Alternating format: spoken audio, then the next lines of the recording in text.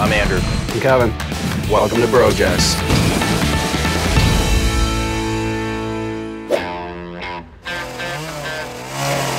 I'm basically trying to take this stump and turn it into a golf tee stool. Do you still have the spring pole lathe that we made? Back in the day, Kevin and I built this contraption to try and spin some wood. No, I took it apart to use the wood for something else. That's not very nice. We're back at it now. This time we're gonna try and make a chainsaw lathe to cut these logs down into stools.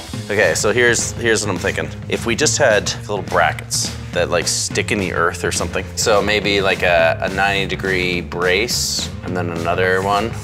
And then maybe it all sits on its own platform kind of thing. I'll bore a hole in there and then your pin comes in. Then you have your log and it goes on. And it's just like a free spinning log.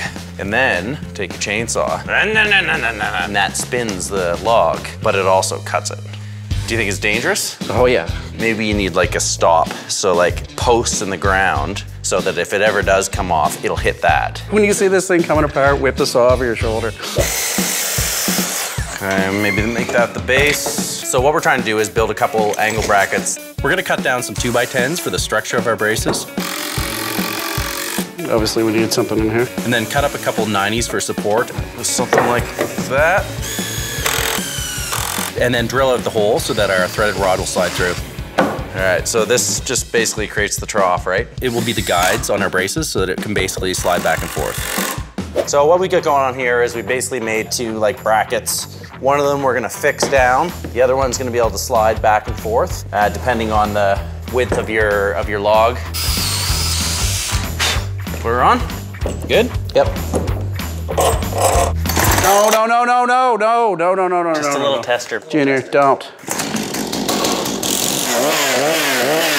No, no, no, no. Not in here, man, come on. Why not? So the idea is this stump, it's gonna be suspended And use the chainsaw to drive the spinning motion of the lathe. It sounds dangerous. I think it's less dangerous than it sounds. You always have to pay attention when you're using a chainsaw.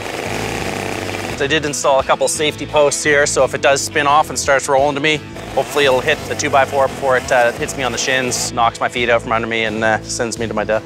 Once I got it spinning, I would kind of angle the blade just a little bit and then started trying to carve it out. It's taken a little while, but I think the jig is kind of working. It's all kind of trial and error.